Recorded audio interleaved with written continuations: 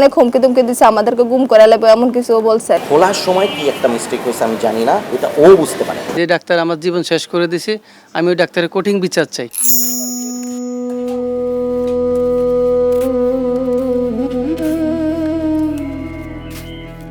৩২ বছরের যুবক রবিউল আওয়াল, যার বাম পা একটু খাটো, জুতোর নিচে লাগানো হয়েছে অতিরিক্ত সোল। কারণ রবিউলের বা পায়ের হাড় ক্ষয় হয়ে যাচ্ছে ধীরে ধীরে।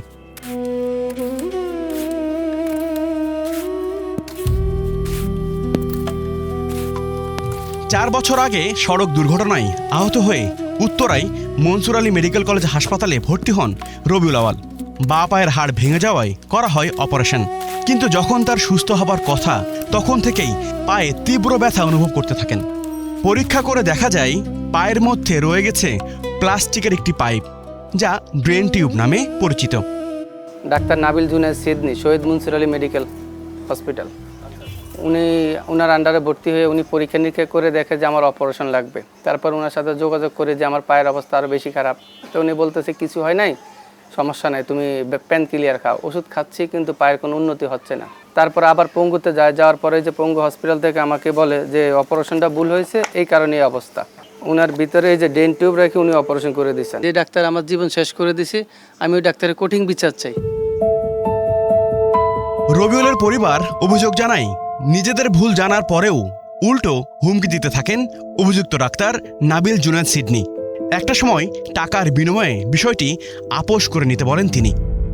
জীবনে ভাবি নাই কোনোদিন যে এমন দিন আসবে। পরে আমরা না পারা বলছি যে আমরা আপনার নামে মামলা করবো, থানায় যাবো, এগুলো বলছি। বলার পরে সে বলে কই যাইবেন, আমি ওখানে সব টাকা দিয়ে ম্যানেজ করে নিব। মানে অনেক হুমকি তুমকি দিচ্ছে, আমাদেরকে গুম করে লাগবে এমন কিছু বলছে আর কি। আমরা যে বলছি আমাদের অনেক ঋণ হয়ে গেছে, পরে উনি আমাদেরকে কিছু টাকা দিয়ে জোরপূর্বকভাবে এক জায়গাতে একটা সাইন নিছে যে এইখানের ইয়েতে। আমরা তার পড়াশোনাও তো জানি না, তাই আমরাও সাইন দিয়ে দিছি।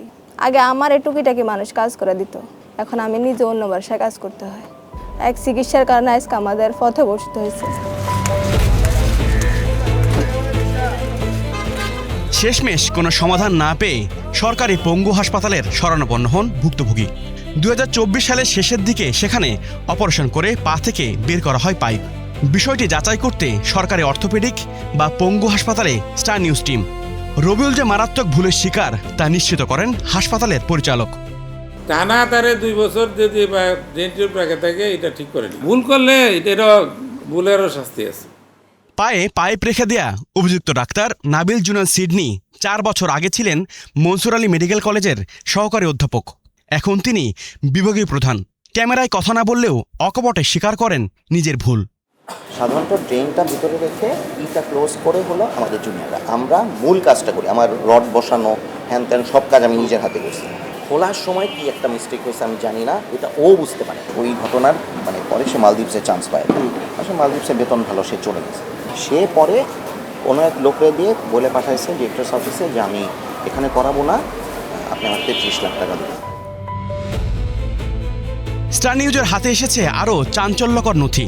পঙ্গু হাসপাতালে যখন ভুক্তভোগী রবিউলের অপারেশন চলছিল, তখন বিষয়টি খটকা লাগে চিকিৎসকদের কাছে। বিষয়টি নিয়ে তদন্ত করে নিটোর। এরপর দ্রুত পদক্ষেপ নিতে বাংলাদেশ মেডিকেল ও ডেন্টাল কাউন্সিলকে বিষয়টি জানায় স্বাস্থ্য অধিদপ্তর। কিন্তু 8 মাস পার হলেও ব্যবস্থা নেয়নি বিএমডিসি। স্টেজগুলি বৈতরণী পার করতে করতে এবং শেষ পর্যন্ত আলোর মুখ দেখতে আমার যেটা ধারণা আর কি, টেন্টেটিভলি 1 থেকে 1.5 বছর সময় লাগতে পারে। 1 থেকে 1.5 বছর লাগতে পারে, এরকম লাগতে পারে। চিকিৎসায় সামান্য অবহেলা বা ভুলের ভুক্তভোগী রবিউলের মতো কত শত মানুষ যে আজ নিঃস্বপ্রায়, তার একটি ধারণা পাওয়া যায় বিএমডিসিতে আসলে।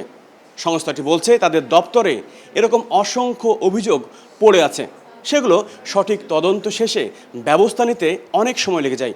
কিন্তু ততদিনে শরীরে পচন ধরা শুরু হয় রবিউলদের। Habibur Rahman Offi, Star News, Dhaka.